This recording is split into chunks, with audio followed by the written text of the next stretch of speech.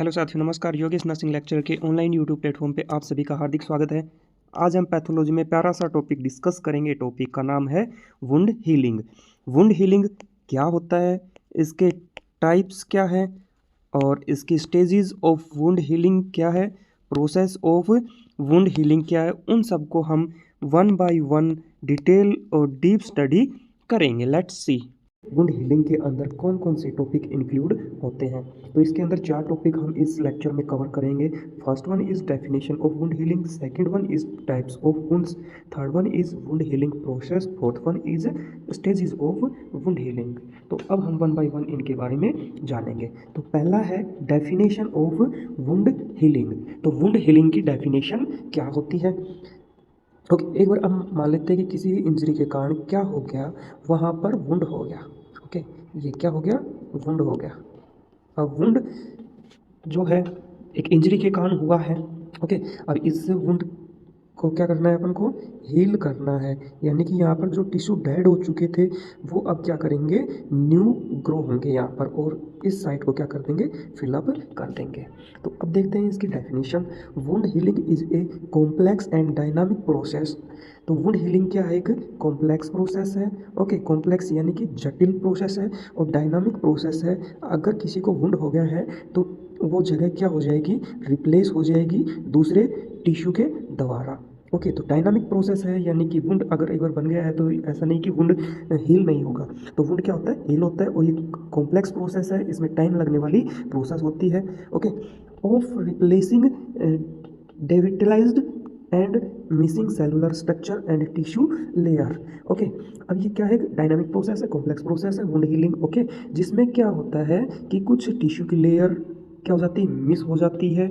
Okay, miss होना यानी कि वहाँ पर अब्सेंट हो जाती है, किसके कारण, कोई भी इंजरी के कारण।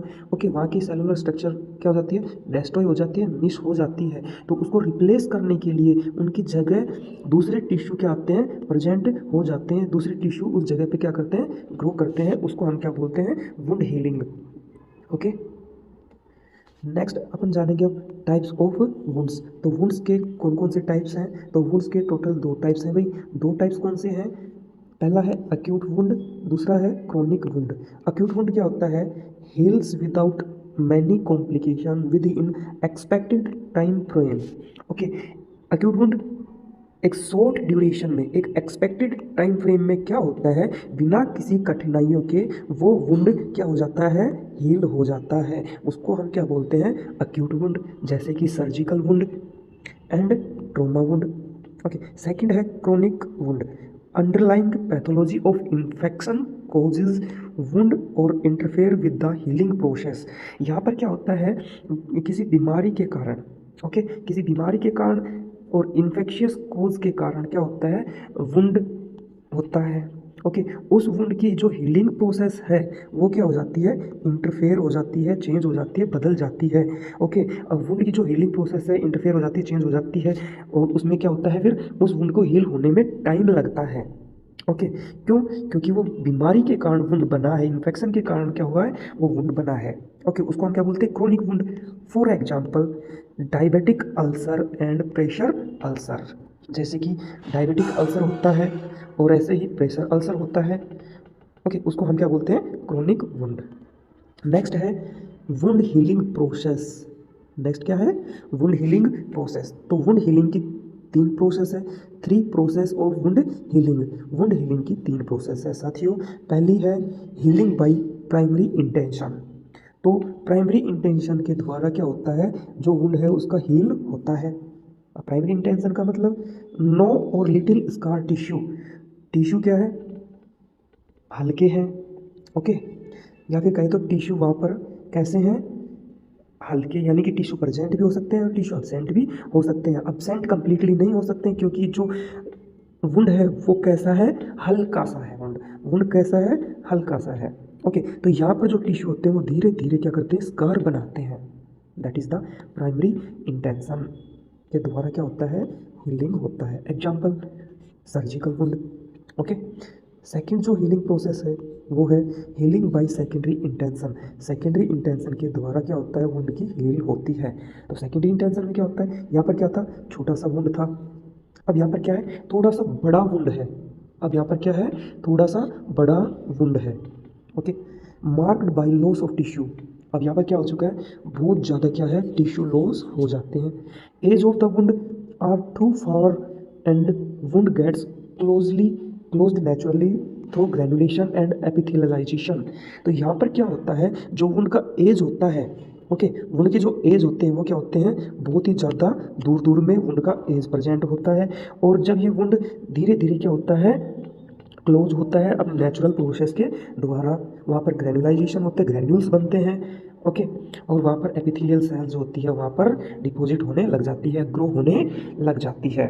फॉर एग्जांपल लैसिरेटेड वुंड, कोई भी एक मतलब वुंड कैसा है, लैसिरेटेड है, स्किन क्या हो चुकी है, कट चुकी है, फट चुकी है, उसके कारण कैसा वुंड होता है, लैसिरेटेड वुंड।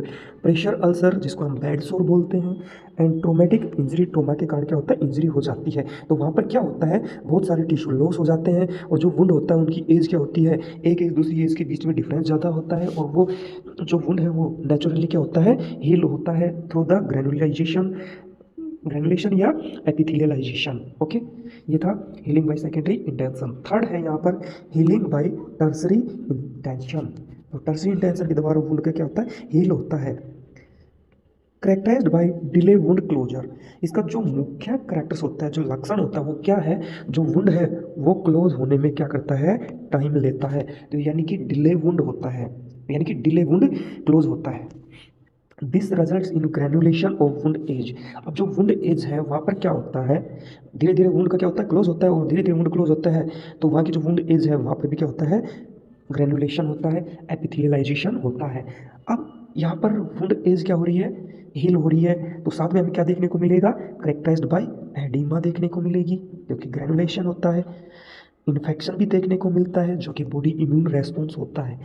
एक्जुडेट, वहाँ पर एडिमा के अंदर जो फ्लूइड इन्वॉल्व होता है उसको हम एक्जुडेट बोलते हैं, एक्जुडेट भी देखने को मिलता है। From wound and excessive scar formation, ये इस वुंड के अंदर इस तरह की ये एडिमा, इन्फेक्शन, एक्जुडेट देखने को मिलता है।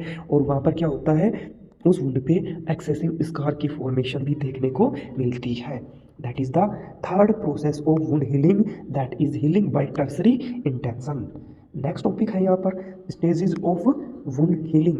वुंड हीलिंग की कौन कौन सी स्टेजेस होती है, तो यहाँ पर वुंड हीलिंग की टोटल 4 स्टेज होती है। वुंड हीलिंग की टोटल कितनी स्टेज होती है, 4 स्टेज होती है। फर्स्ट जो है haemostasis, second inflammation, third proliferation, fourth maturation. Okay, तो फर्स्ट के अंदर क्या होता है, हीमोस्टेसिस। हीमोस्टेसिस का मतलब क्या होता है, ब्लीडिंग स्टॉप हो जाती है। यहाँ पर कॉजेज कोएगुलेशन, कोएगुलेशन होता है, प्लेटलेट का एग्रीगेशन होता है, जिसके कारण क्या होता है, ब्लीडिंग रुक जाती है। तो this is the first stage of wound healing. Second, inflammation. अब इन्फ्लामेशन क्यों होता है, क्योंकि वहाँ पर बैक्टीरिया भी देखने को मिलते हैं, फॉरेन पार्टिकल भी देखने को मिलते हैं, जिसके कारण बॉडी क्या करती है, एक लोकल इम्यून रेस्पॉन्स करती है, उन बैक्टीरियाज को क्या करती है, वो डिस्ट्रॉय करती है, और जो भी डेड सेल है उन सबको रिमूव करती है। That is the second stage, inflammation. Third stage proliferation. Proliferation, अब जो वुंड बना है वहाँ पर क्या होता है, न्यू टिश्यू का ग्रेनुलेशन होता है। ओके, और उस वुंड को क्या करते हैं, हील करते हैं। That is the proliferation. Fills and cover the wound. Next fourth, maturation. Tissue gain strength and flexibility. Wound healing can progress backward and forward depending on internal and external patient condition. तो यहाँ पर क्या होता है, जो maturation fourth stage है wound healing की, इसमें क्या होता है, जो टिश्यू है वो अपनी स्ट्रेंथ को गेन कर लेता है, फ्लेक्सिबिलिटी को गेन कर लेता है। और वुंड हीलिंग क्या होती है, बैकवर्ड और फॉरवर्ड प्रोसेस होती है। ओके, जो कि पेशेंट की कंडीशन को देखते हुए क्या होती है, ये परफॉर्म होती है। Okay, that is the fourth stage of wound healing, maturation.